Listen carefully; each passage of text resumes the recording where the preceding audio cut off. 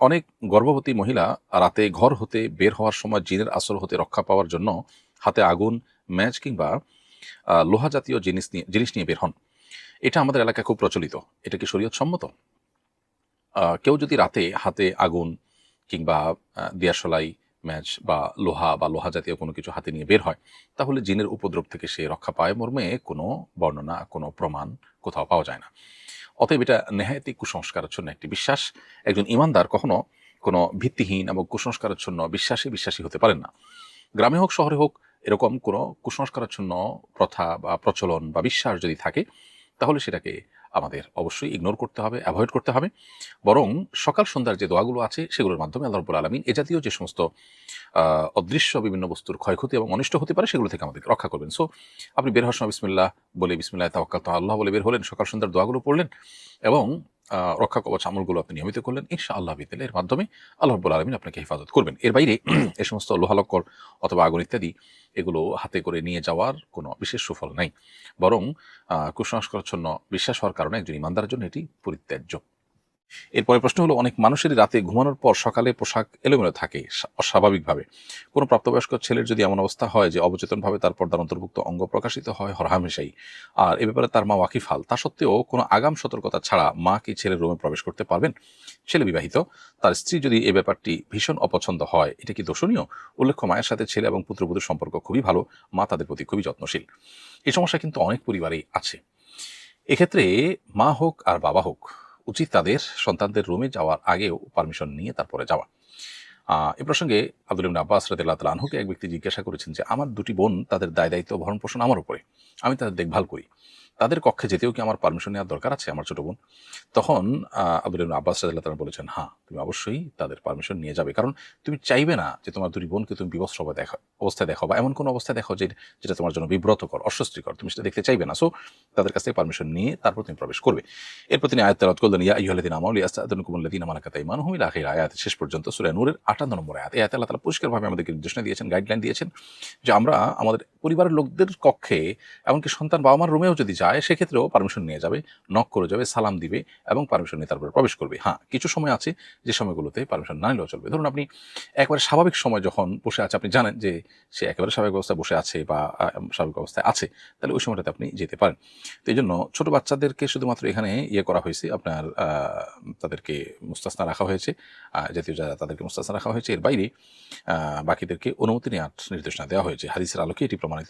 ইমাম বুখারী রাহিমাহুল্লাহ তারা আল্লাহ মুফরদ এটি উল্লেখ করেছেন এই ঘটনা, আব্দুল্লাহ ইবনে আব্বাস রাদিয়াল্লাহু তাআলার ঘটনা। এজন্য শাশুড়ি আপনার যে কাজটা করছেন, সেই কাজটা আপনি যতটুকু বলেছেন, এটা যদি এইভাবে হয়ে থাকে তাহলে এটা ভুল হচ্ছে এবং অন্যায় হচ্ছে। সেক্ষেত্রে তাকে অন্য কোনোভাবে বোঝানো যায় কিনা, অন্য কোনো আলেমকে দিয়ে বোঝানো যায় কিনা, সেই চেষ্টা করতে হবে। নবী করিম সাল্লাল্লাহু আলাইহি ওয়াসাল্লাম সাহাবীদের ক্ষেত্রে যেটা অ্যালাউ করেননি, বা সাহাবীরা সালাফরা পরস্পরের জন্য যেটা অনুমোদন করেননি, সেটা আমরা এই ফিতনা সংকুল এই সময় কিভাবে নিজেদের জন্য অনুমোদন করতে পারি। হোক মা, তারপরেও ছেলের রুমে তিনি যাওয়ার আগে নক করবেন, আওয়াজ দিয়ে তারপর যাবেন। হোক বাবা, তারপর তিনি মেয়ের রুমে যাওয়ার আগে আওয়াজ দিয়ে নক করে তারপরে সেখানে প্রবেশ করবেন। এবং ইসলামের এই সৌন্দর্যটা পৃথিবীর অনেক সমাজে কিন্তু নেই। এখন অবশ্য বেশিরভাগ সমাজই অনুমতি নিয়ে প্রবেশ করার যে আপনার কালচার, এটা তারা রপ্ত করেছেন। নবী সাল্লাল্লাহু আলাইহি ওয়াসাল্লামকে আল্লাহ তাআলা কোরআনে কারিমে সেটি আরো ১৫০০ বছর আগে নির্দেশ করেছেন। অতএব এই কালচারটা আমাদের মনোযোগ দিয়ে এই কালচারটাতে আমাদের খেয়াল রাখা দরকার।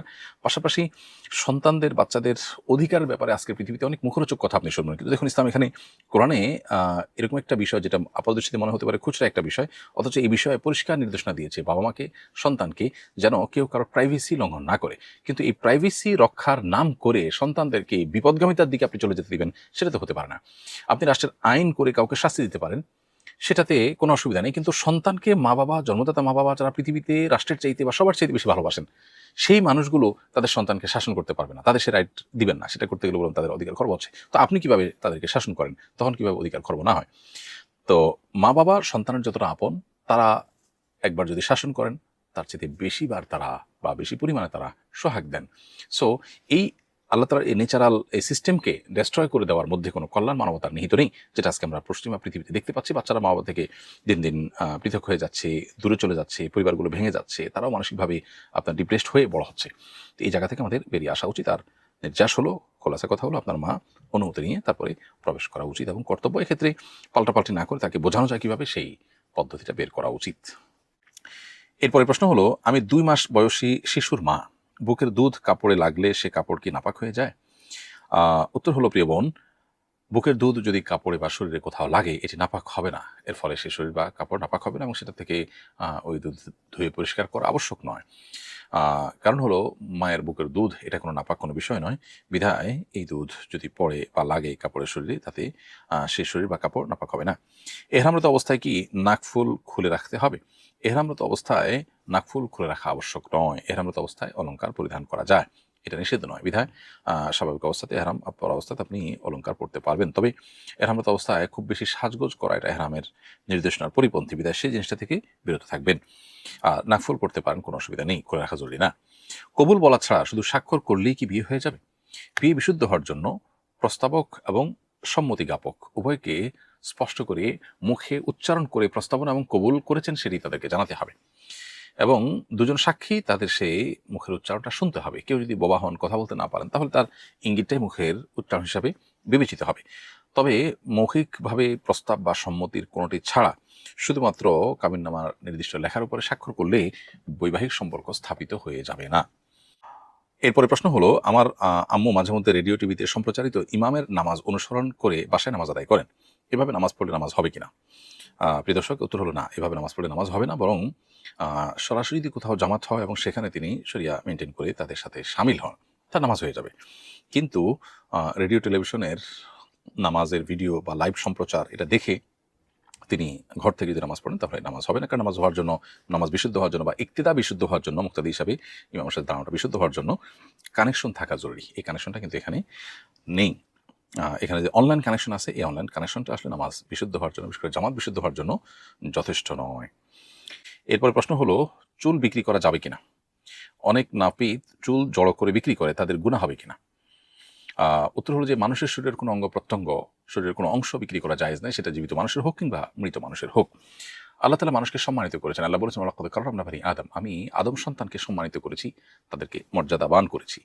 তো মানুষের শরীরের কোনো অংশ কেনাবেচা এটা মানুষের প্রতি মর্যাদার পরিপন্থী আচরণ বা কাজ। এজন্য ইসলাম এটাকে অ্যালাউ করে না, জায়েজ করে না। এজন্য আমাদের উচিত এবং কর্তব্য হলো যে এই জাতীয় বিষয় থেকে বেঁচে থাকা। সামান্য একটু লাভ বা দুনিয়ার একটু সুবিধার মোহে আমরা যেন এই লোভে যেন আমরা আল্লাহর যে নির্দেশনা সেটা যেন আমরা লঙ্ঘন না করি। জন্য সমস্ত ফকিগণই অলমোস্ট একমত যে মানুষের শরীরের কোনো অঙ্গ প্রত্যঙ্গ বিক্রি করা জায়েজ নাই। হ্যাঁ, কেউ কিনতে নিরুপায় হলে, কিডনি কিনতে হলো, তাহলে নিরুপায় ব্যক্তির জন্য কেনা জায়েজ আছে, কিন্তু চুল কেনা বেচার ব্যাপারটা নিরুপায় হওয়ার মতো বিষয় নয়। বিধায় এটা কেনা এবং বিক্রি করা উভয়টাই জায়েজ নয়।